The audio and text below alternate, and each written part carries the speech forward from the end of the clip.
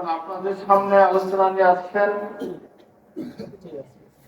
তরিকতে মোহাম্মদিয়া মাযহাবের রাসূলুল্লাহ একান্ত অনুগত ছাত্র ভক্ত এবং হযরত মান্নান মাসিউল্লাহ স্নেহধন্য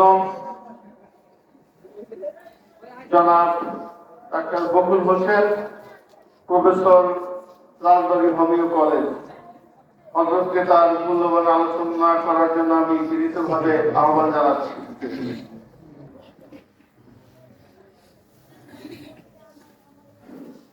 আসসালামু আলাইকুম।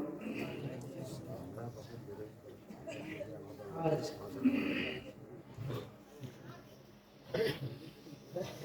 137তম জন্মবার্ষিকী। আমাদের শ্রদ্ধাভাজন হযরত মুহাম্মদ মান্নান মাসুদুল্লাহ তার স্মরণে বক্তা আশীর্বাদ সকলের প্রতি আমার সালাম। আসসালামু আলাইকুম।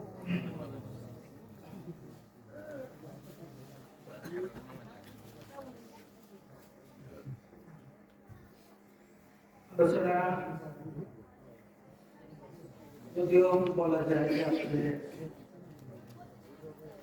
আমাদের ভক্তদের কাছে আলোচনা করা আসলে থাকে না। এই আলোচনা যা করবো এটা আপনারা জানেন, সেই কথাগুলো নতুন করে আর বলার কিছু নাই। তো আলোচনা পর্যালোচনা এটা জ্ঞান বৃদ্ধির একটা মাধ্যম।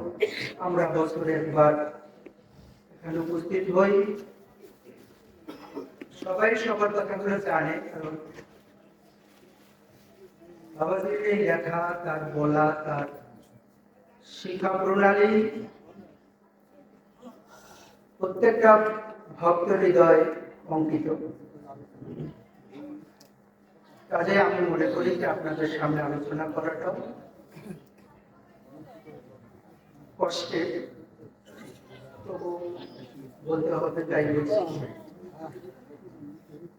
আমরা একটা বিষয় বলবো যে আমরা একটা বিষয় খুব গুরুত্ব সহকারে খেয়াল করবো। যুক্তির পথে মুক্তির সন্ধানে যে বইটা, এটাই কিন্তু আমাদের তরিকতে মুহাম্মাদিয়া প্রত্যেকের জন্য অত্যন্ত গুরুত্বপূর্ণ একটা গ্রন্থ। এর ভিতর থেকেই আমাদের শিক্ষার সমস্ত কিছু রয়েছে। আমাদের আলোচনা, আমাদের ধ্যান, আমাদের খেয়াল, এই কথাগুলাই বারবার পর্যালোচনা করা। এটার মধ্যে খুব সংক্ষেপে গুরুত্বপূর্ণ কথাগুলো বাবাজির লেখায় রয়ে গেছে। ওই কথাগুলো আমাদের অনুধাবন করতে হবে এবং আমি মনে করি যে এই সীমার মধ্যে থেকে যদি আমরা ভালো করে অধ্যয়ন করে যদি জীবনে রূপায়ণ করতে পারি, তাহলে তরিকতে মুহাম্মাদিয়ার সার্থকতা প্রকাশিত হবে। আর এই কথাগুলো খুব সহজ, কারণ আমরা বয়স বাড়ার সাথে সাথে এই কথাগুলো জানি, পড়ছি, জানি। সে কারণে মনে হয় যে বইটা পড়ার পরে মনে হবে যে না, এমন কি নতুন কোনো কথার ভিতরে নাই, এমন কি তথ্য আছে যে এটা খুব গুরুত্ব দিতে হবে। এটি আছে যে আমরা যদি সংক্ষেপে যদি পুরো বইটা নিয়ে যদি ভাবি যে কি কথাগুলো আছে, প্রথমে আমরা দেখবো যে লা ইলাহা ইল্লাল্লাহ মুহাম্মাদুর রাসূলুল্লাহ। এখানে নবী, ইসবাত আর রিসালাতের যে কথাটা আছে, এটার মধ্যে আমাদের অনেক কিছু বুঝবার রয়ে গেছে। মানব জীবনের এই সভ্যতার জাগরণ, সুন্দর সমাজ ব্যবস্থা গড়ে তোলা এবং আল্লাহ পাকের সাথে সম্পর্ক গড়ে তোলার জন্য এই কথাটার মধ্যে লুকায় আছে অত্যন্ত গুরুত্বপূর্ণ বিষয়। তো আমরা সেই নবীজ বা এটা বলা হয়েছে যে মনের উপরে আমাদের হা না রয়ে গেছে এবং আমরা স্বীকার করছি যে আমরা আল্লাহর হুকুম মানব কিন্তু শয়তানের হুকুম মানব না। এই কথাটা প্রতিটি মুহূর্তই আমাদের হিসাব করে চলা প্রয়োজন। এখন একজন ব্যক্তি যখন ভালো আর মন্দের বিচারটা করে চলতে পারে তাহলে সে সফল। এটার জন্য কোনো লোকের প্রয়োজন নাই, কারণ প্রতিটি মানুষ তার মনের কথা জানে যে আমার মনের মধ্যে কোনটা ভালো আর কোনটা মন্দ হচ্ছে। সে হিসাব সে যখন করতে পারে তখন মন্দ তার থেকে দূরীভূত হওয়া সম্ভব। সফল মানুষ হওয়ার জন্য এই কথাটাই যথেষ্ট। আমরা বলছি যে শয়তানের ধোঁকা বা শয়তানের কথা আমরা মানব না। এখন এটা আমরা বুঝবো যে আমাদের মনের উপরে যে কোনটা শয়তানের কথা আর কোনটা শয়তানের কথা না, এ কথা আমাদের বুঝবার জন্য একটা শক্তি রয়েছে, সেটা হলো বিবেক জ্ঞান। আমরা সেটা যদি বিশ্লেষণ করে অবশ্যই আমরা ভালো দিকটা আমরা আসতে পারি। তারপরে আমরা যদি যাই যে কথাগুলো আলোচনা হয়েছে আপনারা জানেন, তারপরেও আমি ওরকম কথাটাই বলছি যে বাইরের কোনো কথা না, একদম আপনাদের জানা কথাটাই বলছি স্মরণ করে দেওয়ার জন্য। যে আদব ইহসান, এই যে মঙ্গলময় ব্যবহার এবং নৈতিক চরিত্রটা বিশুদ্ধ একটা চরিত্র গঠন করা, তো এটা তো আমরা মনে করছি যে একদম সহজ একটা কাজ, কিন্তু যখনই আমাদের বয়স হওয়ার পরও যদি আমরা খেয়াল করি তারপরেও দেখবো যে আসলে আমরা মঙ্গলময় ব্যবহারটা সঠিক মতো করছি না। আমরা জানি, কিন্তু এই জানাটা হচ্ছে কিরকম, আমরা অনেকেই নাতি নানা দাদা হয়েছি যারা আমরা মনে করছি ওদের বলতে গেলে বাচ্চাদের বলে দেবো, ওদের শিখাইয়া দেবো, ওরা ওইটাই মনে করতেছে যে আমরা পরে বিয়ে করে পুরাতনের আমরা শিখাইয়া দেবো। কিন্তু না, ওই নৈতিক চরিত্র বাচ্চাদের না, বড়দেরও করতে হবে, নাকি কি বলে? বড়দের করতে হবে না? কিন্তু আমাদের কাছে মনে হইতেছে না আমরা তো শিখাবো, ওরা শেখে, আমাদের কোনো দরকার নেই। কথাটা ঠিক নয়, কারণ ওই নৈতিক চরিত্রটাই বিশুদ্ধ আত্মা। যখন আমি বিশুদ্ধ হতে যাব, আমি বিশুদ্ধ আত্মা হতে যাব, বিশুদ্ধ যখন হব, ওই বিশুদ্ধ না হওয়া পর্যন্ত আমি ওই যে তাওহীদ যে শব্দটা, সেই তাওহীদের জায়গায় কিন্তু আমি পৌঁছাতে পারবো না। তা আমি সংক্ষেপে যদি বলি আপনাদের ওই সেই কথাগুলাই, যে ধরেন যে তাহলে কি আসলো যে মঙ্গলবার ব্যবহার, তারপরে হলো নৈতিক চরিত্র গঠন করা, এর মাঝে আরো বিভিন্ন ভাবে কথা আছে। তারপরে আমরা আরেকটা কথা আসেন যে আমরা শরীয়ত, মারিফত, তরিকত, হাকিকত, এটা সাধারণত আমরা যারা যারা সাধক, আমরা সেই দেশটাই সবচেয়ে বেশি কথাগুলো শুনি যে শরীয়তের কথা দেখবেন পথে ঘাটে চায়ের দোকানে কিন্তু একটু বেশি আলোচনা হয়। শরীয়তের কথা বাদ দাও, মারিফতের কথা বলে, মারিফতের কথা শুনতে ভালো লাগে, ঠিক না? সাধক যারা তারা তো মারিফতের কথাই বলে। এখন এই শরীয়ত, মারিফত, তরিকত, হকিকত এই বইটা আপনারা পড়ছেন, এবং আবার আমি বলবো এই বইগুলো আসলে প্রত্যেকের কাছে থাকা প্রয়োজন। প্রত্যেকটা সদস্যর কাছে, ভক্তের কাছে এই যুক্তির পথে মুক্তির সন্ধান বইটা থাকা উচিত বলে আমি মনে করি। আমার মনে হয় আপনারা তাই মনে করেন, কি বলেন? এইটা থাকার দরকার, কারণ বাজারের ওই লেখাগুলোর ভিতরে আপনি যত পড়বেন আজ থেকে শুরু করবেন, 10 বছর পরে জন্ম নেওয়া কিন্তু আরো নতুন কথা আছে, ঠিক আছে? ঠিক আর এক বছর ঘুরে আসবে, 12 মাস পড়বেন, এইখানে এসে দাঁড়ায় ঠিক দেখবেন যে ওনারা আজকে যেটা করছেন ওটার মধ্যে নতুন কথা রয়েছে। ওই কথা কিন্তু ওইটাই, কিন্তু ওর ভিতরে আপনি নতুনটা বুঝবেন, কারণ আপনি যত বয়স বাড়বে, আপনার যত জ্ঞান বাড়বে, তত আপনি দেখবেন উনি যে কি লিখছে মনে হয় খুব ছোট জিনিস, কিন্তু তা না, ওর কিন্তু অনেক গভীর আছে, গভীর থেকে গভীরতর জায়গায়। এখন শরীয়ত, তরিকত, মারিফত, হাকিকতের শব্দটা আপনারা সংজ্ঞাগুলো পড়ছেন, সব জায়গায় শেষটা কি আছে? শরীয়তে শব্দটা আছে, সব শেষে কি এ দিয়ে কি বোঝানো হয়েছে? তাওহীদ। এখন আমরা জানবো তাওহীদ জিনিসটা কি। তাওহীদ এর আগে একটা শব্দ তাসাউফ থেকে একটা তেল নেওয়া হলো তাওহীদ, ওয়াহিদের একটা শব্দ হলো ওয়াহিদ, মানে এক। এই একটা হবে কি তাসাউফ যুক্ত একটা এক। তাসাউফটাকে যদি আপনি ভাঙেন সেখানে কি পাইছেন, যে তায়ের বাড়িতে আর সৌফ শব্দটা, সৌফ মানে হলো আত্মা, তার সে হলো তায়ের বাড়ি উত্তম। কেমন আত্মাটা হইতে হবে? উত্তম আত্মা হইতে হবে। তাহলে শরীয়ত, মারিফত, তরিকত, হকিকত এর প্রত্যেকের সাথে কি যুক্ত আছে? তাওহীদ শব্দটা আছে। তাহলে সেটা হবে কি উত্তম আত্মা। এখন প্রতিটি মানুষ উত্তম আত্মায় পরিণত হওয়া, আমাদের তাহলে টার্গেটটা কোথায়, আমরা কোথায় পৌঁছাবো? খুব ভালো করে বোঝেন, মানে এই আপনাদের বিরুদ্ধে আমিও বুঝতেছি বিষয়টা, কারণ এই কথাটাই আমি আবার ভাবতেছি এইভাবে যে আমি কি মানুষটা হব, আমি হব তাওহীদ। তাহলে আমি পবিত্র একটা আত্মায় রূপান্তরিত হবে, একটা পবিত্র মানুষ হতে চাই। কি হতে চাই? পবিত্র মানুষ হতে চাই। আমি যদি বিশুদ্ধ পবিত্র মানুষ হই এবং নিষ্কলঙ্ক যদি আমি হই, তাহলে নিষ্কলঙ্ক, তাহলে এখন আমরা সবাই জানি কলঙ্ক হয় কি দিয়ে? খুব সহজ একটা কথা, সাধুতত্ত্বের মধ্যে দেখবেন এই কথাটা খুব ঘন ঘনই বলো, যে সেটা হলো কাম, ক্রোধ, লোভ, মদ, মাৎসর্য, এগুলা ত্যাগ করতে হবে। কারণ এগুলা থাকলে আত্মা কি হয়? কুলসিত হয়ে যায়, অপবিত্র হয়ে যায়। ঠিক আছে? তাহলে দোষমুক্ত হওয়ার জন্য এই কাম, ক্রোধ, লোভ, মদ, মাৎসর্য, ঐশ্বর্য, এগুলা থেকে হিংসা, প্রতিহিংসা, এই জিনিসগুলো আমার ত্যাগ করতে হবে। এগুলা ত্যাগ করলে আমি বিশুদ্ধ একজন মানুষ হতে পারবো, বিশুদ্ধ আত্মার অধিকারী হতে পারবো। তাহলে তাওহীদ। এখন প্রত্যেকটা শব্দের দিকে খেয়াল করেন, শরীয়ত, মারিফত, তরিকত, হকিকত, তারপর তাসওয়ুফ, তাওহীদ, সবার সাথে কিন্তু যে শব্দটা লাগায় যে তাওহীদ লাগানো হয়েছে, অর্থাৎ বিশুদ্ধ আত্মা।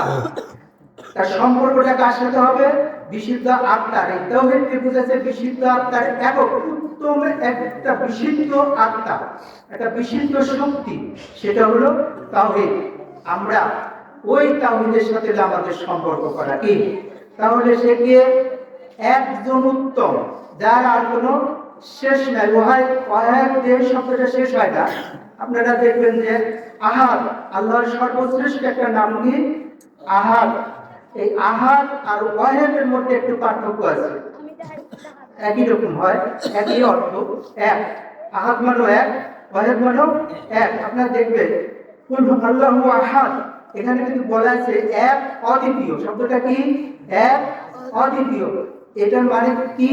এটা এক হবে, এটা এক, কিন্তু অনেক এক আছে যে এর সাথে লাগানো আছে এরকম এক, যুক্ত থাকে এক, সেটাও এক।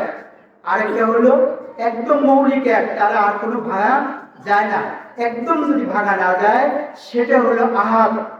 আর সকল কিছুর বুঝাইতে গেলে এটা এক, এটা এক, এটা এক, সবই এক, কিন্তু আহাদ হলো সেই এক যার আর ভাঙা যায় না। ঠিক আছে? সেই আহাদ। তাহলে এখন তাওহীদ শব্দটা যদি যা বলে, তাওহীদ সেই একটা জায়গা যেখানে আমি পৌঁছাবো পবিত্র অবস্থায়। যদি আমি পবিত্র না হই তাহলে সেই পবিত্রের সাথে কি সম্পর্ক করা যাবে? যাবে না, কারণ সমান সমান না হলে হবে না। তাহলে আমাকে এখন কি হতে হবে? সেই বিশুদ্ধ মানুষ হতে হবে, বিশুদ্ধ আত্মা আমার তৈরি করতে হবে। বিশুদ্ধ যদি করতে যাই তাহলে শয়তানের যে কর্ম সেগুলো করা যাবে না। আর শয়তানের কর্মের সেকশনগুলো কোথায়? মনের মধ্যে। মনের কোন সেকশনে সে থাকে? কামনা, বাসনা, হিংসা, অহংকার, প্রতিহিংসা, তাই না, লোভ, ক্রোধ, এই জিনিসগুলা থেকে আমিত্ব, এই ভাবগুলা থেকে নিজেকে মুক্ত করতে হবে। নিজেকে যদি আমি এটা মুক্ত করতে পারি তাহলে আমার মধ্যে বিশুদ্ধতা আসবে। যদি আমার মধ্যে বিশুদ্ধতা আসে তাহলে আমি যে পবিত্র, এই পবিত্র আমি ওই এক, সেই অপরিমেয় যে মহাশক্তিটা, তার সাথে আমার সম্পর্ক হতে পারে। এবার আসেন, এখানে বলা আছে মোনাজাত, মাগফিরাত, সবার সাথে কিন্তু যে শব্দটা আছে, আছে প্রত্যেকের জায়গায় তাওহীদ। তার মানে হলো এই বিশ্বে, এই সৃষ্টির জগতে দুইজন আছে। কে কে? আমি আর আর কার সাথে সম্পর্ক হয়? আমি আর তুমি। জেনে খাটান, বাড়ি খাটান, ঘরে খাটান, জেনে খাটান, খাটা দেখলে তুমি আর আমি, এর দুইজনের মধ্যে সম্পর্ক ভালো নাকি? অন্য কার সাথে হয়? কার সাথে হয়? আমি আর তুমি, আমি আর তুমি। এবার দেখেন, আমরা প্রত্যেকে যদি বলি যে আল্লাহ তোমার কিন্তু সব আছে, আছে না? অনেক আছে তোমার, তা আমার কয়জন আছে? তুমি একাই। তাহলে আমি যখন বলি তখন তুমি একা, তুমি এক, তুমি ছাড়া কিন্তু আমার কেউ নাই, তোমার কিন্তু অনেকেই আছে, আমি ছাড়া তোমার বহু আছে, বহু মানুষ আছে, আছে না? তাহলে আর তোমার ছাড়া কিন্তু আমার কিছুই নাই। তাহলে এই সেই তুমির সাথে আমার সম্পর্ক করতে হলে কিভাবে করব? আমাকে এককভাবে একক হতে হবে, আমার এই ওয়াহেদের কাছে আসতে হবে, আসলে আমাকে পবিত্র হতে হবে, আমার এই কলঙ্ক মুক্ত হতে হবে। যদি আমি কলঙ্ক মুক্ত হতে পারি, এই কলঙ্ক মুক্ত যদি আত্মা হয়, বিশুদ্ধ আত্মা যদি হয়, তাহলে আল্লাহর দপ্তর থেকে আমার কাছে সংবাদ আসতে পারে, যেটা রেসালতের যে কথাটা, যে রেসালতের শব্দটা যেখান থেকে আসে, সেটা কার কাছে আসে, কার কাছে যাবে? যার বিশুদ্ধতা আছে। তাহলে এখন আমাদের প্রয়োজনীয় হওয়ার দরকার, তাই না? এখন যখন আমরা মোনাজাত করবো, ফরিয়াদ করবো, সেখানে কিন্তু একটাই, ওই যে বিশুদ্ধ তাওহীদের সাথে আমার সম্পর্ক করতে হবে। এখন এই কথাগুলো কি বাহিরে না ভিতরে? টোটাল কথাগুলো আসলে আমরা যেখান থেকে আসলাম, আদব, ইহসান, ইকরাম, শরীয়ত, মারিফাত, তরিকত, হাকিকত, তাসাউফ, না, এই সব কথাগুলো কোথায়? আমার ভিতরে না বাইরে? ভিতরে। তাহলে আমার কাছে, তাহলে সম্পর্কটা কার সাথে? আমার সাথে। তার, সে কোথায়? আমার কাছে না বাইরে? তাহলে শ্রেষ্ঠ দেহতত্ত্ব, শ্রেষ্ঠ মারিফাত, শ্রেষ্ঠ তত্ত্ব কথা, এই তত্ত্ব কথার উপরে কোনো দলিল ভিত্তিক কোনো তত্ত্ব নাই। বুঝেন, ভালো করে বুঝেন। আপনি ফকির হন, সাধক হন, ঋষি হন, সন্ন্যাসী হন, ব্রহ্মচারী হন, যেই হন না কেন, এই কথার দলিলের মতো সুন্দর কোনো দলিল হতে পারে না। যে কথাটা প্রকাশ করলেন আমাদের প্রাণপ্রিয় উস্তাদ। ঠিক ঠিক কথাটা বুঝতে পারছেন? আলোচনাটা ছোট করলাম, সময় কম, রাত হয়ে গেছে। তো এই হলো কথা। তাহলে মোটামুটি একটা সাজেশনের আলোচনা করলাম, কোনটা? যে যুক্তির পথে মুক্তির সন্ধান আপনারা প্রত্যেকেই কাছে রাখবেন। আর ঠিক যেভাবে আমি বললাম, আমি প্রথম থেকে শেষ পর্যন্ত 12-13টা পয়েন্ট বলছি, এই বই থেকে আপনারা এগুলো সংগ্রহ করবেন এবং এগুলা পড়ে পড়ে বুঝতে চেষ্টা করবেন এবং নিজের কাছে মিলাবেন। যেই যে বলা হয়েছে যে আমার সাথে সেই তাওহীদ মঞ্জিলের সাথে যে সম্পর্ক হবে, আমি দোয়া করি, ফরিয়াদ করি, মুনাজাত করি, যাই করি, সম্পর্ক ইলমে তাসাউফ করি, তারপর ইলমে বায়াতে যাই, এই সব কথা কিন্তু ওই একই জায়গায়। বায়াতের গেল, সেই বায়াতের উত্তরে ওই সেও কিন্তু তাওহীদ মঞ্জিল, ওই সব এই একের কাছে। আমি খুব সহজ বাংলা বললাম, আমার কথা কি ক্লিয়ার বুঝতে পারছেন? ঠিক আছে, বেশি কথা বললাম না, কম কথার উপরেই থাকলাম, যাতে ভবিষ্যতে আবার সুন্দর করে কথা বলার সুযোগ আসে। কারণ যদি না বলেন, না প্রশ্ন আসে, তাহলে কিন্তু কথাটা যে ভালো বুঝেছেন কিনা সেটা কিন্তু বোঝার প্রয়োজন আছে।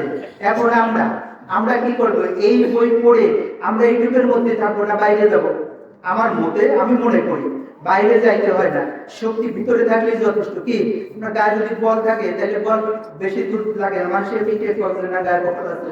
আর আমার দুর্বল হলে বোঝা যাবে যে দুর্বল আছে, দেখা আমাদের দুর্বল, তাহলে হবে না। এখন আমরা কেন সীমাবদ্ধের মধ্যে থাকবো? এই কারণে আমরা কোরআন হাদিস অনেক পড়ার লোক রয়েছে, তারা এগুলা পড়ে অনেক বলবে, অনেক পড়াবে, কিন্তু আমরা সাধারণ মানুষ, ছোটখাটো মানুষ, আমরা ঠিক এই বইটার মধ্যে যে কথাগুলো রয়েছে, এই কথাগুলো আমরা আয়ত্ত করব। এই আয়ত্ত করে যদি আমরা প্রতিষ্ঠিত হতে পারি, এইটা করে যদি আমরা পবিত্র হতে পারি, তাহলে এমনি তো আমাদের প্রকাশ হবে, আর আমরা আমাদের সুখটা খুঁজে পাবো, আমরা যে শান্তি খুঁজতেছি সেটা খুঁজে পাবো। কারণ আমি ভালো আছি, আমার আত্মা যদি কলঙ্ক মুক্ত হয়, তাহলে শান্তিটা অন্তরে বোঝা যাবে, যাবে না? যাবে কিনা? যদি পবিত্র থাকে মন, তাহলে শান্তি অবশ্যই বোঝা যাবে। এটার জন্য বাইরে যেতে হবে না। এখন বলবো তাহলে এত কিছু আমরা পড়বো না। আসলে ওই কথাটা আমরা অনেক আগে মনে করতাম, যে আমরা ভাবতাম যে কেন আমাদের সংক্ষেপ করে দিলেন বাজার, তাই আমরা এত পড়বো না, যদি এত আয়াত আছে পড়বো না। বললো সব আয়াতের গুড়া কিন্তু এই এক জায়গায় এসে গেলে আপনার নিজে পবিত্র হতে হবে। এই হওয়া যদি সম্ভব হয়, তাহলে গল্পটা কার থেকে আসবে? সম্পর্ক হবে তাওহীদ মঞ্জিলের সাথে। যার তাওহীদ মঞ্জিলের সাথে সম্পর্ক আছে, এই জগতের সবকিছুর সাথে তার সম্পর্ক হওয়া সম্ভব। তাহলে আপনার অত কথা জানিয়ে কি হবে? এই জানিয়ে বলা আর শোনা এর খুব বেশি লাভজনক না। বেশি লাভ হলো কোনটা? আপনি কিছু বানাইতে পারছেন, যে আপনি নিজে পবিত্র হতে পারছেন, আর ওই তার সাথে সেই সম্পর্ক, ওই সম্পর্ক হলে আপনার সব নতুন রাস্তা করে সে দেখায় দেবে। এইটার জন্য বেশি পড়তে হয় না, এটার জন্য বেশি পড়া লাগে না, কারণ এটা পড়া ছাড়া কথা।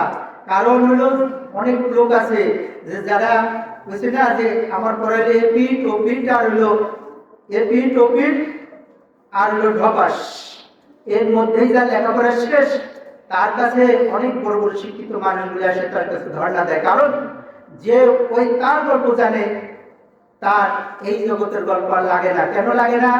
তার সাথে কেন সম্পর্ক করতে হবে? আমি খুব সংক্ষেপে ছেড়ে দিই কথাটা, যে আমরা লেখাপড়া শিখে যে জ্ঞান অর্জন করছি, সেই জ্ঞান দিয়ে কিন্তু এই দুনিয়াটাকে সাজাচ্ছি। হয় ভালো খাওয়া, ভালো পড়া, ভালো কিছু, যা কিছু এই জগতের জন্য হয়, এখানকার এই জ্ঞান। এখন বলেন, এই জ্ঞানটা আমরা স্কুল, কলেজ, মাদ্রাসা, উস্তাদ, গুরু থেকে আমরা গ্রহণ করে এগুলো আমরা শিখছি। এখন বলেন, এই জ্ঞানের আগে কি জ্ঞান ছিল না? আমরা যে জন্মের আগে যে আমাদের একটা জীবন ছিল, কি ছিল না? ছিল। তাই ওই সময় কি আমরা সচেতন ছিলাম, চেতন ছিলাম? ছিলাম। ওই সময় কোনো কথা কি এখন মনে আছে? মানে তাহলে ওই সময় কথা যদি মনে না থাকে, তাহলে ওই সময় তো লম্বাটা জীবন ছিল। এখানে তো পরে হয়তো আমরা হয়তো অনেকে হয়তো বয়স 90, 95 হয়েছে, 100 মনে হয় নাই, কারণ ধরে নিলাম 100 বছর হয়েছে আমাদের। এই 100 বছরের আগের যে পিরিয়ডটা ছিল, একটা কথা মনে নাই, কিন্তু ওই জায়গা ওই সময় কিন্তু লম্বা একটা টাইম হয়তো ছিলাম। সেই লম্বা টাইমের একটা কথা মনে নাই, ওই সময় আমি আর কে ছিল, সে ছিল, দুজন ছিলাম, তার সাথে কথা হয়েছে, একটা কথাও মনে নেই। তাহলে ওই জগতের গল্প কিন্তু একটাও মনে নেই। এইখানে আসার পরে যে জ্ঞান হয়েছে, এখন এখান থেকে যখন আমার জীবনটা শেষ হয়ে যাবে, মরে যাব, তখন আরেকটা জগতের কথা আছে, ধরে নিলাম হয়তো আছে। তাহলে ওই জগতের একটা কথা কিন্তু জানি না। তাহলে কয়টা জগৎ পেলাম? 3টে জগৎ পেলাম। তাহলে আগের জগতের কথাও জানি না, বর্তমান শুনে মিলে তো কিছু না কিছু বুঝতেছি, আর পরে যে চলে যাবো ওই জায়গায় একটা কথা জানি না, একটা অক্ষরও বুঝি না কি সেটা কি। তাহলে এই ত্রিজগতের সম্পর্ক যার সাথে করা যাবে, সেই হলো তাওহীদ মঞ্জিলের মহাশক্তি, তিনি, তার কাছে যাইতে হবে। তাহলে তার সাথে সম্পর্ক যদি করা যায়, তাহলে পড়াপড়ি কিন্তু আর লাগে না। লাগে? আমার মনে হয় এটা সহজ, এই বই খাতা ছাড়াও কিন্তু এটা হয়। তা আমাদের শিক্ষা দিছে আমাদের যে উস্তাদ, উনি এমন একটা শিক্ষা দিছে যে আপনাদের বড় বড় শিক্ষিত মানুষের কাছে না দিয়েও আপনি প্রতিষ্ঠিত হতে পারেন। কিভাবে? যদি আপনি পবিত্র হন। কোন পবিত্র? এই কামনা, বাসনা, হিংসা, অহংকার, ক্রোধ, লোভ, আমিত্ব, এই জামাত, বুজুর্গানি সব কথা কিন্তু হুজুরের বইটার মধ্যে আছে। এগুলো যদি সার্ভার করে যদি আমি নিষ্কলঙ্ক একজন মানুষ হতে পারি, তাহলে আমার কাছে সব ধরনের জ্ঞান চলে আসাটাই সম্ভব। তার জন্য? আমার একার জন্য। আচ্ছা, আমরা যা করবো সেটা কি নিজের জন্য না সবার জন্য? তাড়াতাড়ি যা করবো নিজের জন্য। তাহলে মানুষ কি লিখে আমরা সমাজে সবার জন্য করবো না? বা সমাজের পড়ার প্রচুর মানুষ আছে, সমাজে এই সমাজ দেখার প্রচুর মানুষ আছে, আমরা এই কয়েকজন ছাড়া। কি বলেন? আমরা যদি মনে করি যে সমাজ চালায় নাকি লোক নাই, আমাদের এখানে মনে হয় কেউ চেয়ারম্যান নেই, মেম্বার নেই, এমপি নাই, নেতা নাই, আছে নাকি? আছে? আমার তো মনে হয় কোনো নেতাও নেই। আমরা সাধারণ মানুষ, আমরা পবিত্র হয়ে যদি চলতে পারি, তাহলে অবশ্যই আমরা প্রতিষ্ঠিত হতে পারবো। কি ঠিক কিনা? আপনারা যদি বলেন যে ঠিক, তাহলে এবার আমি ঠিকের কথাটা বলে শেষ করবো, যে তাহলে আমরা প্রত্যেকে যুক্তিপথের মুক্তির সন্ধান বইটা পড়বো। রাজি আছেন? আছে তো? সবার আছে বই? বেশিরভাগই আছে না? দু একজন যাদের কম আছে তারা সংগ্রহ করবেন, পড়ে এটা পড়া শুরু করবেন। আমার মনে হয় যদি আল্লাহ যদি হায়াতে রাখে, আমরা সামনে আলোচনা করার সময় বই থেকে আলোচনা করবো। ক্লিয়ার? কেন? মনে করেন যে এক একজন এক একটা টপিকস নিয়ে আলোচনা বলে দিই, মানে ভাবছিলাম যে বলবো না, বলে দিই। কি বলেন? বলে দিই কথা।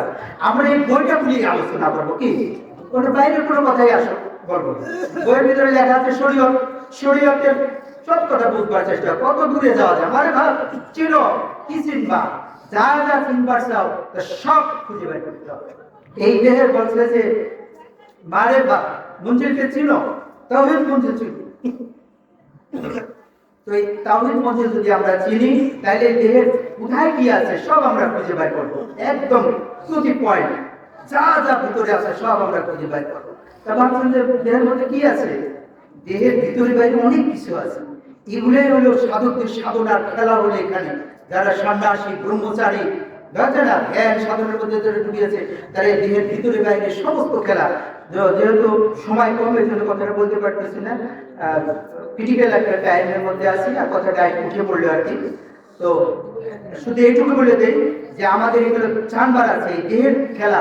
যেমন আমরা বাতাস নিচ্ছি ছাড়তেছি, এটা দম একটু আটকায় রাখেন না, কিছুক্ষণ আটকায় রাখেন, একটু ঠাটপাট করছি বললাম ভাব মরিদারা যাবার সাথে তাকে বলবেন দম আটকায় বসে থাকো।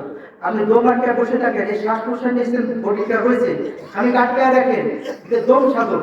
এই শক্তি আপনার এখান থেকে টান দিয়ে এখানে নিয়ে আসেন। অনেক কিছু এর ভিতরে খেলা হচ্ছে, এই দমের খেলা, পানির খেলা, রসের খেলা। এই দেহের মধ্যে রস আছে না, এই রসেরও তো খেলা আছে না। রসের খেলা খালি বাইরে খেললে হবে না, এই দেহের মধ্যেও খেলতে হবে। এটাও মারিফত। মারিফত এরকম পয়েন্টে পয়েন্টে খুঁজে বাইর করতে হবে, বাইর করে সেই মহাশক্তির সাথে সম্পর্ক করতে হবে। আর সেটার জন্য আমাদের এই যুক্তির পথে মুক্তির সন্ধান, মানে এটাও কিন্তু এক ধরনের অ্যাডভার্টাইজ ধরেন যে যুক্তির পথে মুক্তির সন্ধান আমরা একেবারে পাই পাই করে করে করবো, পড়ে ওটার বিরুদ্ধে আলোচনা করবো।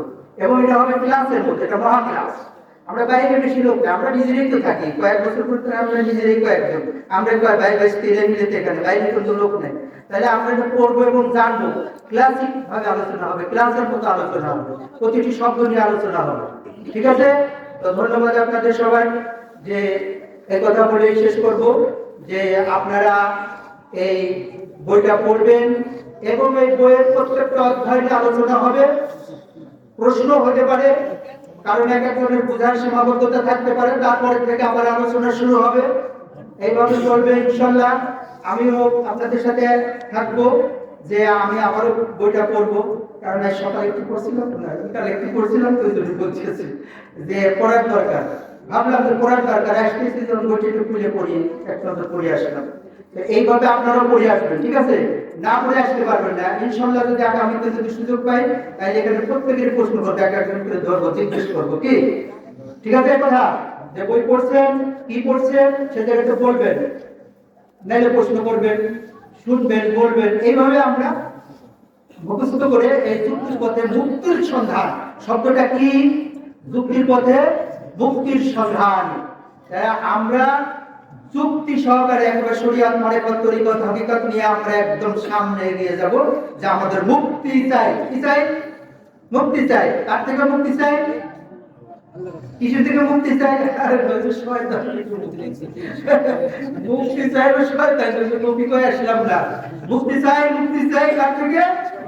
শয়তান থেকে। কেমনে? ও শয়তান কিন্তু আমি নিজেই সেটা করি, ও তো পরে না জীবনে। শয়তান কি করে? করে না। ও মায়া, মোহ, ক্রোধ সব আমার নিজের, কিন্তু আমার বুঝি বাইর করতে হবে, ধরে সাইজ করে ফেলতে হবে যে একদম মুক্তি চাই। মুক্তি চাই, ওর কিছুতেই ওর সামনে আসতে দেবো না, একদম ক্লিয়ার ক্লিয়ার হয়ে আমরা এই মুক্তির সন্ধানে আমরা চলে যাবো ইনশাআল্লাহ। তো সবাই ভালো থাকবেন, দোয়া করবেন। আসসালাম।